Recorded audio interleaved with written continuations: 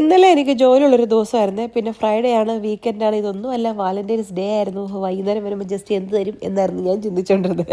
പിന്നെ നമുക്ക് ജോലിക്ക് പോകണമല്ലോ. അങ്ങനെ രാവിലെ തന്നെ അടുക്കളയിൽ കയറി. കാരണം വാലന്റൈൻസ് ഡേ ആയാലും അല്ലെങ്കിലും നമ്മൾ അടുക്കളയിൽ കയറില്ല, ഇതൊന്നും ഉണ്ടാകത്തില്ല. രാവിലെ കുറച്ച് സ്വീറ്റ് പൊട്ടറ്റോസ് സ്വീറ്റ് ചെയ്യാൻ വെച്ചു, സ്റ്റീം ചെയ്യാൻ വേണ്ടി വെച്ചു. പിന്നെ വട്ടയപ്പമായിരുന്നു ബ്രേക്ക്ഫാസ്റ്റ്. പ്രത്യേകിച്ചൊന്നുമില്ല. തലേദിവസത്തെ പാലപ്പത്തിൻ്റെ മാവ്, പിറ്റേ ദിവസത്തെ വട്ടയപ്പം, അത്രേ ഉള്ളൂ. പിന്നെ കൊച്ചിന് കൊണ്ടുവിടാൻ എളുപ്പമുണ്ടല്ലോ. ഫ്രൈഡേ ആ ഒരു മീൻ കൊടുത്തു വിട്ടാൽ മതി. ചായ ആണെങ്കിലും ഒന്നും തെറ്റിച്ചില്ല, ചാടിപ്പോയിട്ടുണ്ട്, എന്തെങ്കിലും കുന്തം കളിക്കട്ടെ. പിന്നെ എനിക്ക് കുറച്ച് സ്മൂത്തി എടുത്തേ.